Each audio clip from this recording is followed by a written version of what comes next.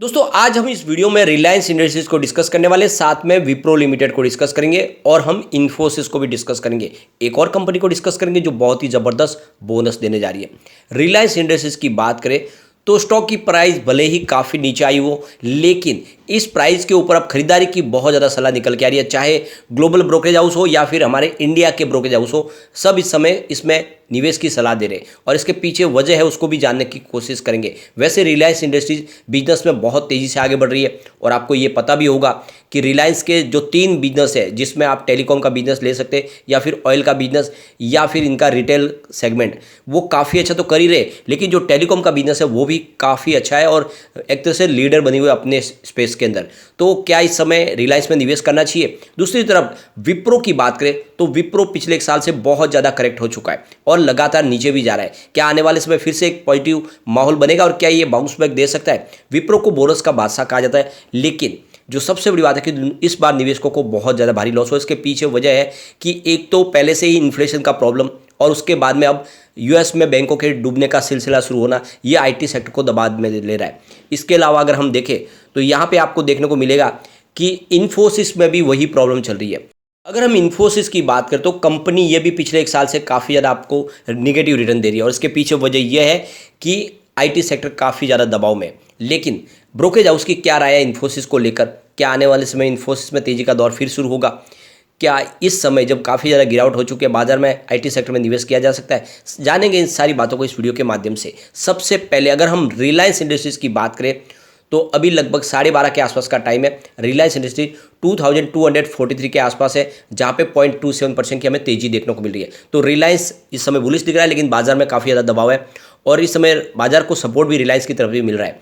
अब यहाँ पे देख सकते हो कि कैपिटल माइंड्स की तरफ से जो उनके को फाउंडर है दीपक सिनोय, उनके हिसाब से रिलायंस इंडस्ट्री काफ़ी अच्छा लग रहा है और उसमें निवेश इस समय किया जा सकता है। उनके हिसाब से जो आने वाले नतीजे वो काफ़ी शानदार रह सकते हैं रिलायंस में। स्पेशली इनका जो एफएमसीजी सेक्टर में एंट्री कर चुकी है कंपनी, इंडिपेंडेंस नाम के साथ में इन्होंने प्रोडक्ट भी लॉन्च कर दिया गुजरात से। तो ये आने वाले समय एफएमसीजी सेक्टर की एक बड़े आप प्लेयर के रूप में इसको देख सकते हैं। और दूसरी तरफ टेलीकॉम सेक्टर में ऑलरेडी कंपनी अच्छा कर रही है और इनका एनर्जी सेक्टर में भी एंट्री हो चुकी है। तो बिजनेस सारे के सारे अच्छे, जो पुराने बिजनेस तो ऑलरेडी काफ़ी अच्छा कर ही रहे। तो यहाँ पे एक लॉन्ग टर्म का नजरिया लेकर निवेश किया जा सकता है, यानी कम से कम 3 साल का इसमें आपको नजरिया लेना चाहिए। आने वाले 3 साल में ये आपको एक अच्छा रिटर्न देने की ताकत रखते हैं, क्योंकि कंपनी देखे तो अपना जो ऑयल का बिजनेस है उसमें से अपनी डिपेंडेंस कम करके आने वाले समय रिटेल सेगमेंट में और टेलीकॉम सेगमेंट में तेज़ी से आगे बढ़ रहे हैं। और कंपनी के आपको पता होगा दूसरे और सेगमेंट में कंपनी अच्छे से काम कर रही है। अब यहाँ पे कोटक इक्विटीज़ की तरफ से भी रिलायंस में बाई की कॉल दी गई है और आप देख सकते हो कोटक इक्विटीज़ ने इसका 2900 का टारगेट दिया हुआ है, यानी बहुत ही शानदार टारगेट। इस समय 2200 के आसपास स्टॉक मिल रहा है, आने वाले समय ये 2900 तक जा सकता है, यानी कम से कम आपको 30% का अच्छा रिटर्न देखने को मिल सकता है। सबसे बड़ी बात है कंपनी का एनर्जी सेक्टर हो या फिर टेलीकम्युनिकेशन या रिटेल सेक्टर, सब में कंपनी आउट परफॉर्म कर रही है और जिस तरह से बिजनेस बढ़ रहा है उस हिसाब से शेयर की प्राइस नहीं बढ़ी और ये आपके पास मौका है कि इस समय इसको स्टॉक को खरीदारी करके आप रख सकते हैं। दूसरी तरफ देखें तो जो ग्लोबल ब्रोकरेज हाउस है, चाहे CLSA हो या फिर JP मॉर्गन, वो भी इसमें बाय की कॉल दे रहे हैं। उनके हिसाब से जो रेटिंग है वो ओवरवेट की है और आने वाले समय में उनके हिसाब से जो इसकी प्राइस है वो 2900 से लेके 3100 के आसपास रह सकती है, यानी 30 से लेके 38% का हमें अपसाइड देखने को मिल सकता है। तो काफ़ी अच्छी बात है, ब्रोकरेज हाउस काफ़ी ज़्यादा बुलिश है रिलायंस को लेकर और आप नजरिया लॉन्ग टर्म का लेकर रिलायंस में निवेश कर सकते हैं। इस इंडस्ट्री की तरफ से एक बड़ा फैसला और लिया गया। उन्होंने यहाँ पे देख सकते हो श्रीकांत वेंकटाचारी को CFO अपॉइंट किया नया और अब उनके अनुभव का लाभ कंपनी लेगी और इस वजह से भी बिजनेस में आने वाले समय और तेजी आ सकती है। इसके अलावा देखें तो कंपनी ने कैंपा कोला को एक्वायर किया। एक समय ये कंपनी बाजार में थी, लेकिन उसके बाद में बंद हुई। अब इसको एक्वायर करने के बाद आप देख सकते हो फिर से एक कोल्ड ड्रिंक के बिजनेस में भी एक वार शुरू हो जाएगी, यानी आप देख सकते हो कि पेप्सी और कोका कोला का जो राज था उसमें अब कैंपा कोला आ चुका है और इनकी जो रणनीति है कि आने वाले समय बहुत एग्रेसिव तरीके से यहाँ पे एडवर्टाइज की जाएगी, जिसकी वजह से मार्केट शेयर बढ़ाया जा सके। तो आने वाले समय में एनर्जी ड्रिंक और सॉफ्ट ड्रिंक के क्षेत्र में भी कंपनी तेजी से आगे बढ़ने की संभावना तलाश रही है और इसीलिए रिलायंस में आपको इस समय इन्वेस्टमेंट बिल्कुल करना चाहिए। ये इस समय जब बाजार में गिरावट का माहौल बना हो तो सेफ इन्वेस्टमेंट की तरफ आपको जाना चाहिए। उसमें रिलायंस सबसे सुरक्षित स्टॉक लग रहा है, बिल्कुल दाव लगाना चाहिए। चलते हैं इन्फोसिस की तरफ। 1380 पर स्टॉक है, जहाँ पे 0.61% की गिरावट देखने को मिल रही है। अब आप देख सकते हो पिछले एक साल के हिसाब से इन्फोसिस ने 26% का निगेटिव रिटर्न दिया हमें। 1800 के आसपास जो स्टॉक था इस समय 1300 के आसपास है।